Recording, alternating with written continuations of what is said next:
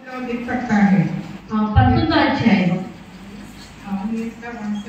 19వ కీర్తన 1 నుండి 6 వరకు మీరు ఎవరైనా చదవండి. ఆకాశములు దేవుని మహిమను వివరించుచున్నవి, అంతరిక్షం ఆయన చేతి పనిని ప్రచురపరచుచున్నది. పగటిలో పగలు బాధ చేయుచున్నది, రాత్రికి రాత్రి జ్ఞానం తెలుపుచున్నది. వాటికి భాష లేదు, మాటలు లేవు, వాటి స్వరం వినదు. వాటి బలను భూమి అంతటా వ్యాపించి ఉన్నది. లోక దిగంతముల వరకు వాటి ప్రకటనలు వెలుచున్నవి. వాటిలో ఆయన सूर्य गुणाल वेशनु। इतना हम लोग पढ़ेगा तो सृष्टि कितना सुंदर है करके हम लोग को मालूम पड़ेगा।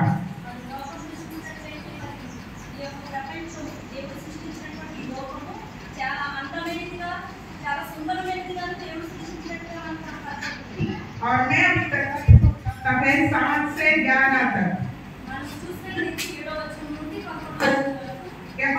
व्यवस्था रहती है, प्राण को बर्बाद कर देती है।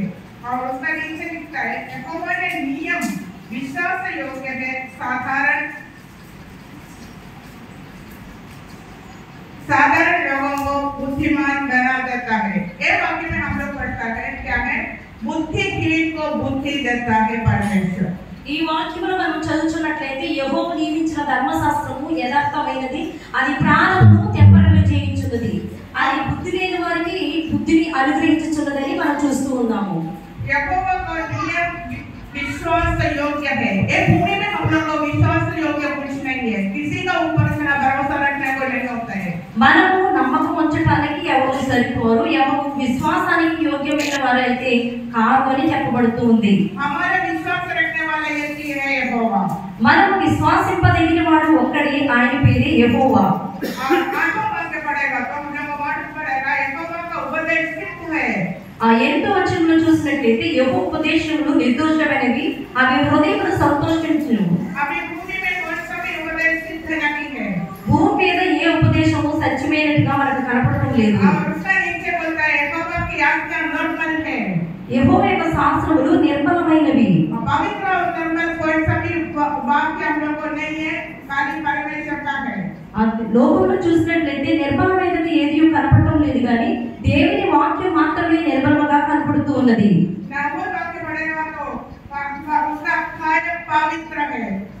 రాయబడినట్లయితే 5వ వచనంలో చూసినట్లయితే ఆయన యందు ఉన్నటువంటి భయము పవిత్రమైనది. మనం దేవుని యందు భయభక్తులు కలిగి ఉన్నట్లయితే దేవుని అనుగ్రహం మన మీద ఉంటుంది.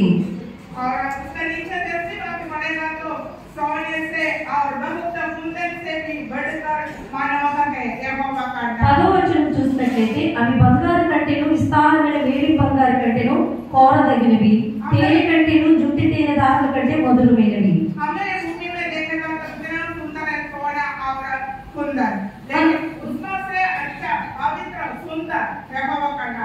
మనం భూమి మీద చూసినట్లయితే బంగారము వెండి సమస్తం చాలా అందమైనవి, పవిత్రమైనవి, కానీ వాటి కంటే దేవుని వాక్యము పవిత్రంగా రాయబడుతూ ఉన్నది.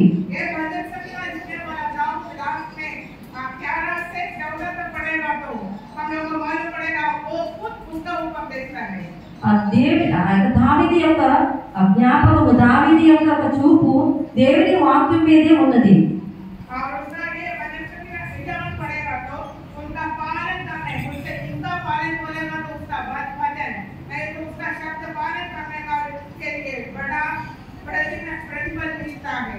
ఇక్కడ 11వ వచనంలో రాయబడతా ఉన్నది, వాటి వలన గొప్ప లాభము కలుగును అని రాయబడతా ఉన్నది.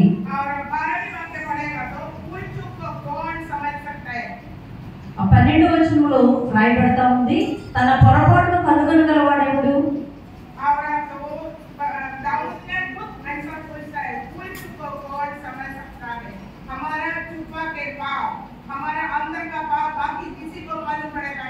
దావీదు అంటున్నాడు, నేను రహస్యంగా చేసిన తప్పులు ప్రభువుకు తెలుసు, ప్రభువు ఎరిగి ఉన్నాడు.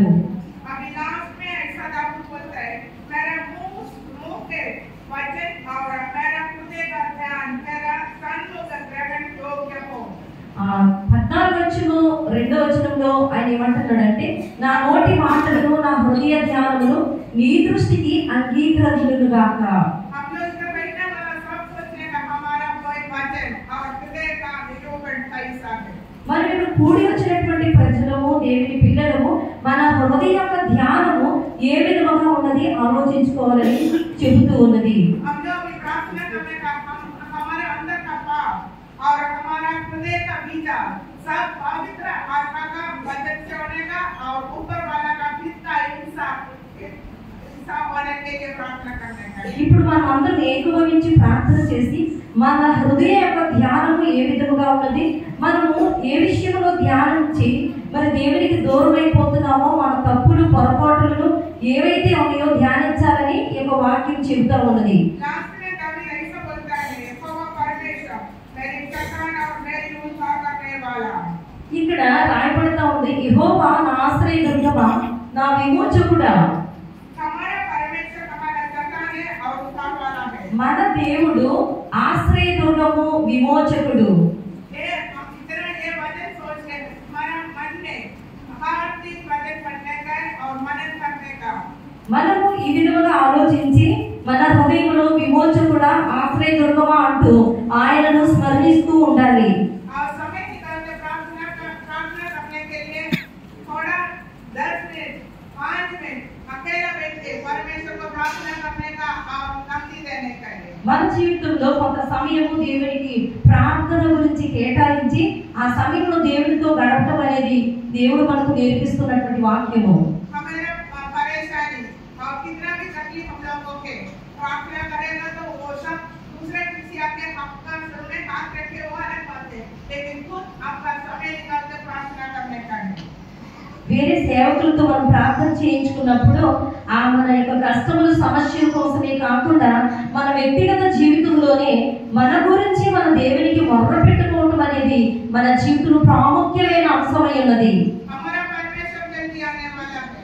మన ప్రభు త్వరలో రానై ఉన్నారు. उसका स्वीकार करने के लिए हम लोग एकदम अच्छे से हमारा जीवन बिताने का है। ఆయనని ఎదుర్కోవడానికి మనం దేవుని దృష్టిలో చాలా పవిత్రమైన జీవితం జీవించవలసి ఉన్నది. कितना बोलते मेरा साक्ष्य हमारा समाप्त करता है। నేను ఈ మాటలను చెప్పి ముగించుకోవాలనుకుంటున్నాను. और हम आगे प्रभु का दास आपको अच्छा मैसेज देगा, इसके लिए हमारे लिए प्रार्थना करें। ప్రభు దాసులు ఈ తర్వాత వాక్యం చెప్తారు, మా కోసం ప్రార్థన చేయండి.